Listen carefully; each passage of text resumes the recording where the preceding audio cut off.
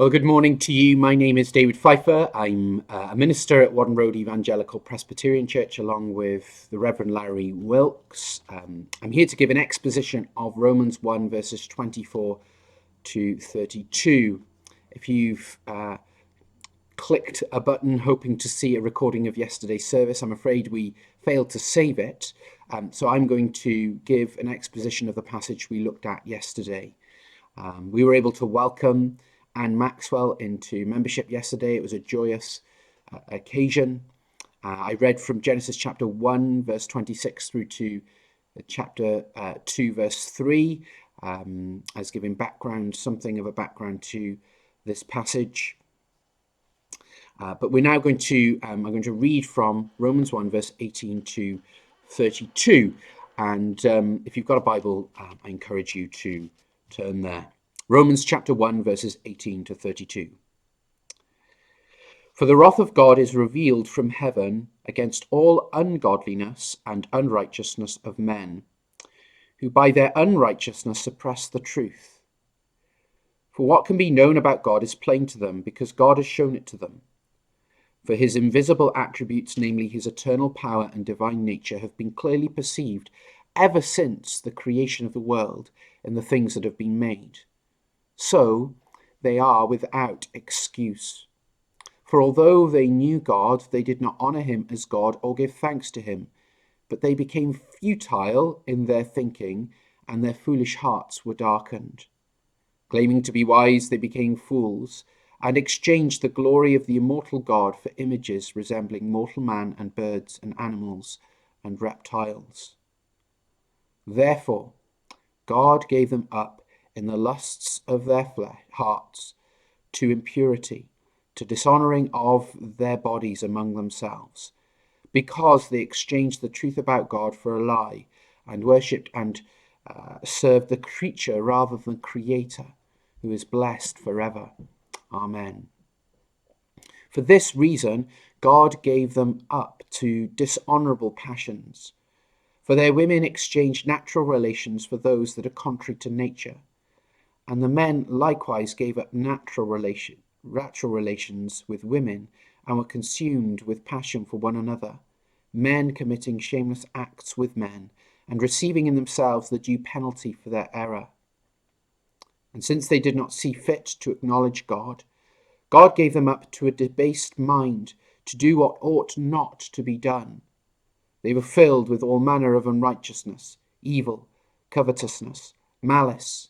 They are full of envy, murder, strife, deceit, maliciousness.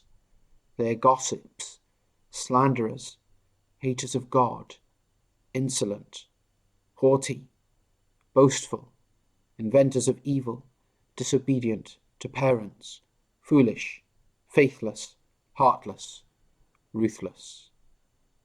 Though they know God's decree that those who practice such things deserve to die, they not only do them, but give approval to those who practice them. I don't know if you watch any television series, but often at the beginning of an episode of a television series, there is a recap of what has gone on before. And we are going to look at verses 24 to 32, but there's some wisdom to recapping what has gone on before. The letter to the Romans is about the gospel, the good news of Jesus Christ, which is the power of God to salvation. And the reason that it is the power of God to salvation and good news is because it reveals to us the righteousness of God, the righteous character of God, the righteous actions of God, and the righteous gift of God, of Christ's own righteousness.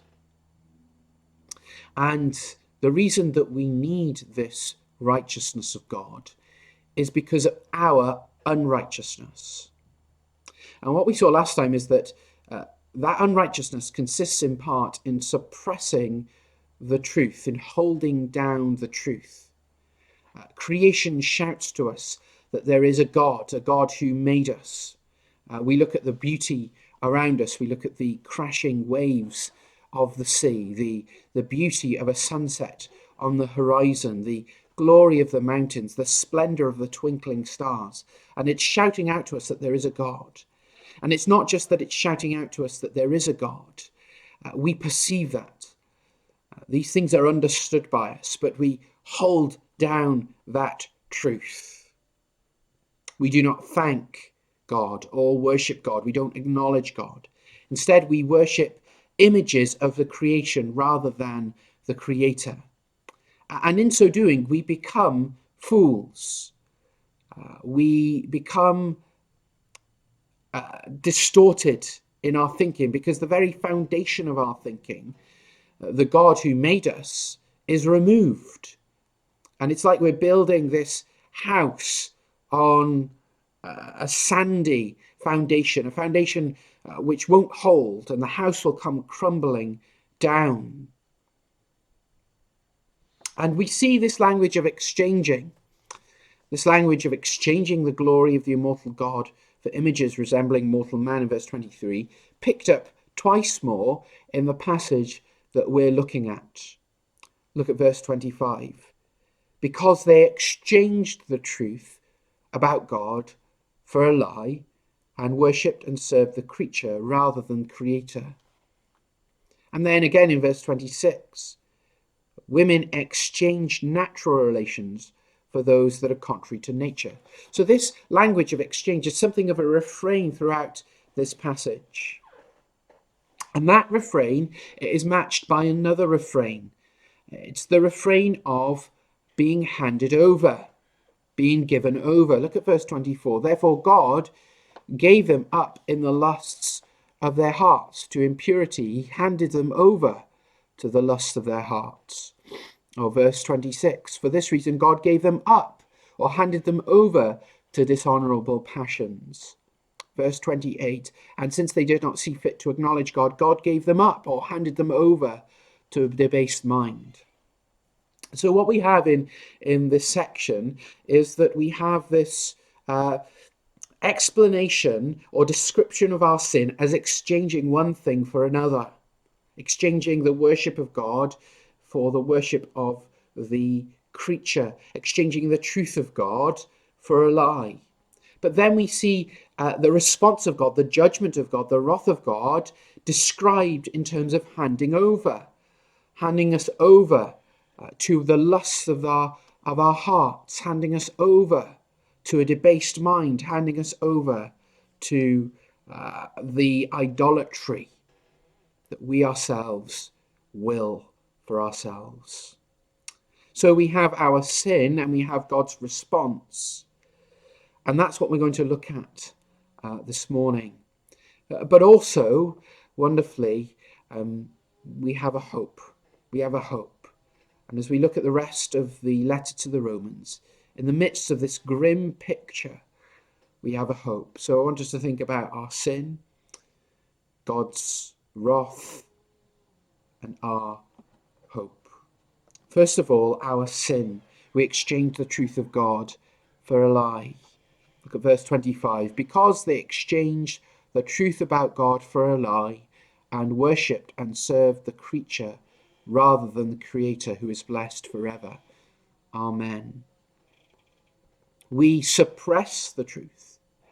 The truth, as we said last time, is like a buoyancy aid that we're trying to press under the water and keep under the water. We're trying to suffocate the truth. But we don't just try and suffocate the truth. We exchange the truth of God for a lie. We replace the truth for our own truth. Everyone believes certain things about the world. We know that there are multiple religions in the world. In our own society, an atheistic evolutionary narrative often dominates. It's seen to be the truth that explains our existence. It's a story that explains how we got to where we are, who we are, and where we are heading, what our purpose is. We exchange God's explanation, God's truth, God's story, God's word for our own story, for our own truth, for our own explanation. But that is a lie. It does not conform to the truth of God. Now, this may not be articulated by people as a coherent worldview, but there are things which people assume about who they are and why they're here. And that can be accepted by society, part of the social imaginary. And the mention of a lie here ought to remind us of something. It reminds us of Genesis chapter 3, where the serpent came into the Garden of Eden and lied to Eve. These falsehoods, these alternative stories, these alternative meta-narratives, these alternative explanations of where we've come from, of who we are lies, and they have a satanic origin. In the garden, Satan cast aspersions on God's truth and God's character. Did God really say, "You shall not die"? He hissed that God was not to be trusted, that God was not to be depended on, that his word was false, that he was a killjoy. H.L. Mencken said of Puritanism that Puritanism is the haunting fear that someone somewhere may be enjoying themselves. And we can have that sort of feeling about God. We can think of God like that. He's a killjoy, that he is haunted by the fear that someone somewhere might be enjoying themselves. It's a lie, isn't it? It's a lie. It's a lie also about Puritanism. But it's a lie here too, about God, more fundamentally. God has given us all things richly to enjoy. And that's reflected in the creation account, the beauty and the variety and the desirability of the creation given to Adam and Eve. But we swallow that lie.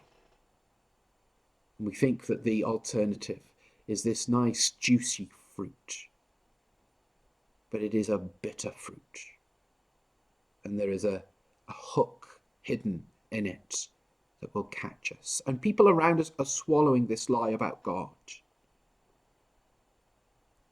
What about you? Have you exchanged the truth of God for a lie? But this exchange is also described in terms of worship. They worship and serve the creature rather than the Creator. Rather than serve the Creator, live in joyful fellowship with him, glorify him, and live in thankful dependence on him, we serve the creation. And you can boil down every false religion and every alternative meta-narrative, every alternative explanation for the world. You can boil it down to that. Because even the gods of other religions are human constructions and human projections of the desires of our heart. You're either worshipping the Creator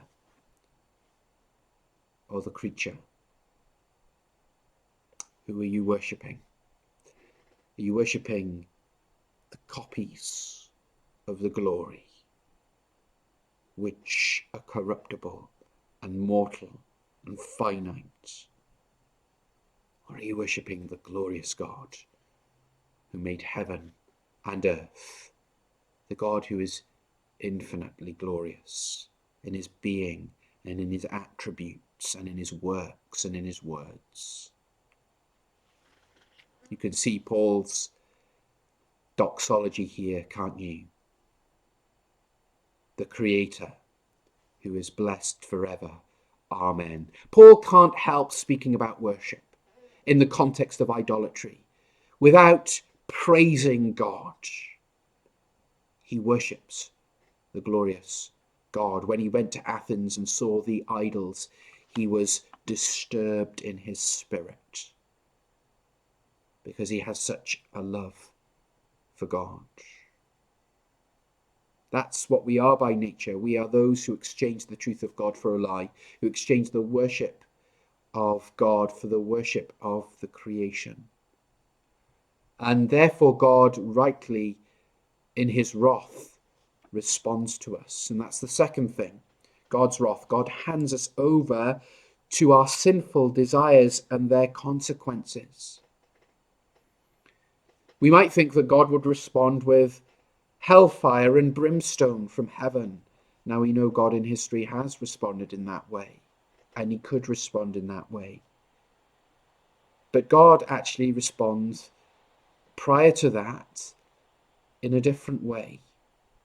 He responds by handing us over to the lusts of our hearts.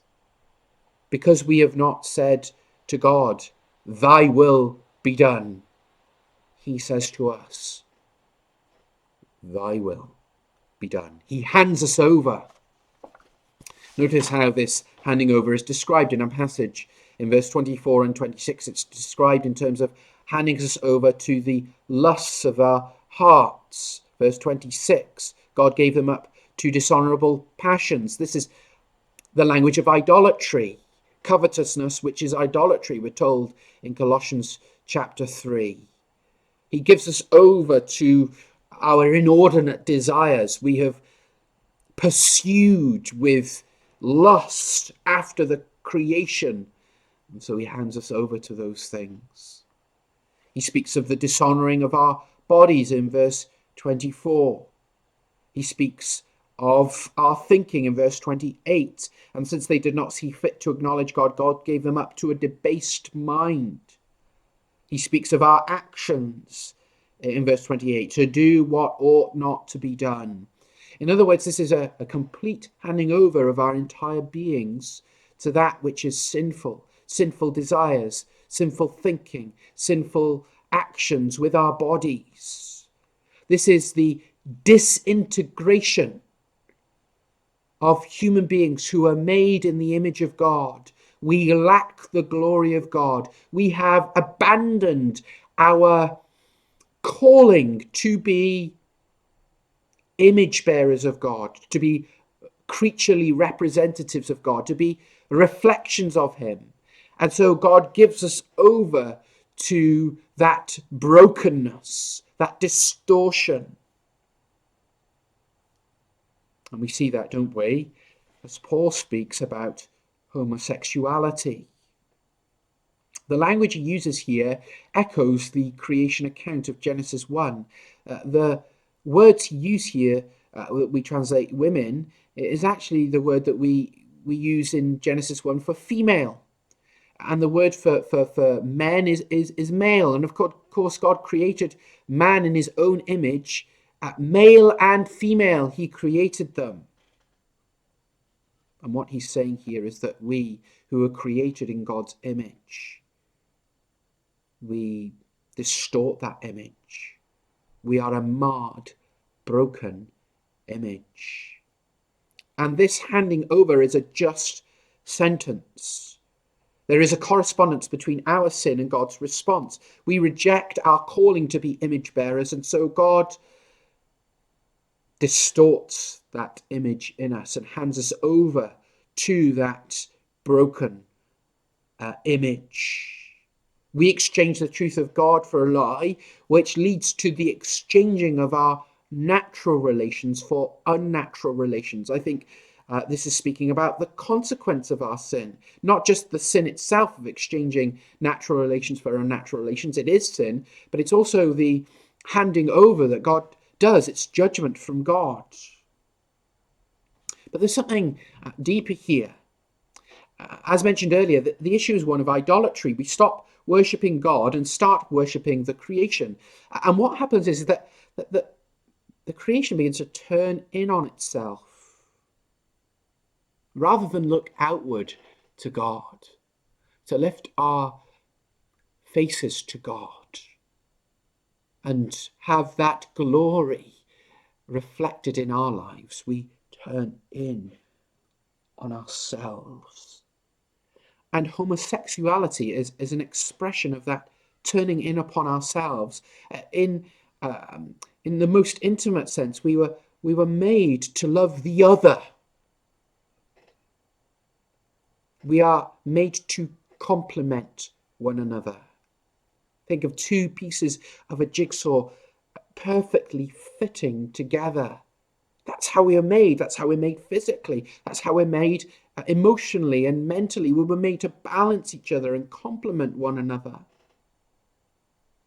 But we love the same homosexuality, and it's an expression of the turning in of itself of creation.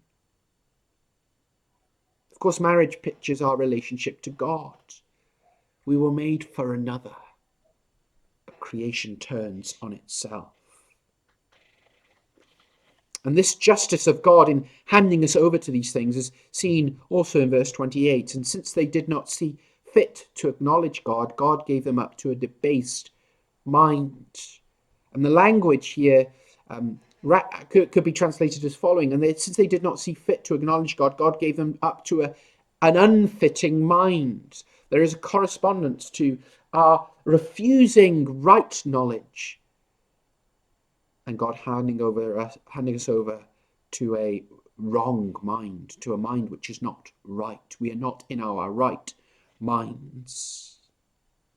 And so society is turned upside down, and we get this list in verses 29 to 31, which was really a description of society which is broken and which is wicked and unrighteous.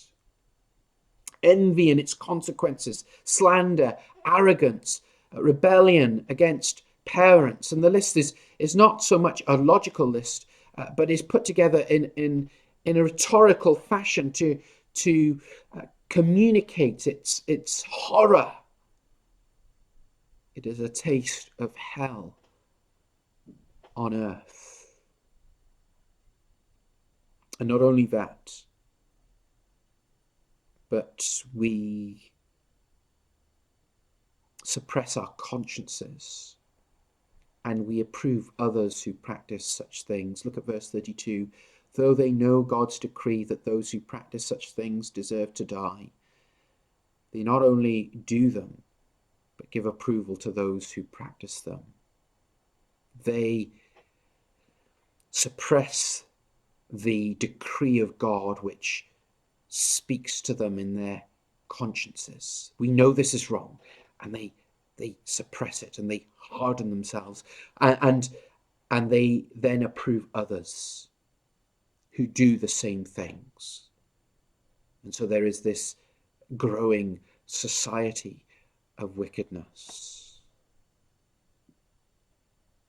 And the thing we need to see here is that this is not man independent of God, having his own way and successfully escaping God. This is man under the judgment of God. God is in control here. God is handing us over here. So when we see this in society, don't think things are out of control. No, God is sovereign. He is the sovereign judge, and in his judgment, he is handing us over. Is there any hope in the midst of this horror, in the midst of this hell on earth? We've seen our ugly sin. We've seen God's righteous, wrathful response. But I want us, thirdly, to end on a note of hope. For this language of handing over is not only applied in the letter to the Romans to God handing us over to our sinful desires. It is also used of someone else. Romans chapter 4, verse 24 and 25. It will be counted to us who believe in him, that is righteousness, who raised him from the dead, the Lord Jesus Christ, who was delivered up, literally handed over for our trespasses, and raised for our justification. Romans chapter 8 and verse 32. He who did not spare his own son, but gave him up, handed him over for us all. How will he not also with him graciously give us all things? God, in his abundant grace, in his amazing grace, in his undeserved kindness to judgment-deserving sinners, hands over his Son to judgment, that we might be saved from his righteous judgment. He handed over his Son. He did not spare his Son, so that we might be forgiven.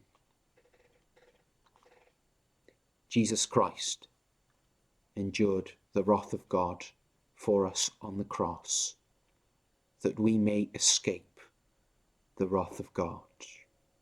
He is the rock of ages cleft for us, in whom we can hide, so that we might not perish, but have eternal life. And this is offered to all. In 1 Corinthians chapter 6, verses 9 to 11, the Apostle Paul writes these words: Do you not know that the unrighteous will not inherit the kingdom of God? Do not be deceived, neither the sexually immoral, nor idolaters, nor adulterers, nor men who practice homosexuality, nor thieves, nor the greedy, nor drunkards, nor revilers, nor swindlers will inherit the kingdom of God. And such were some of you. But you were washed, you were sanctified, you were justified in the name of the Lord Jesus Christ and by the Spirit of God. Such were some of you, but you were washed. And note that Paul places homosexuality in the midst of other sins. Theft is unnatural.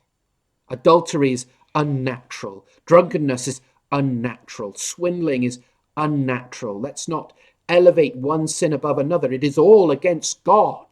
It is all against nature. It is all against God's created order. Such were some of you, but you were washed.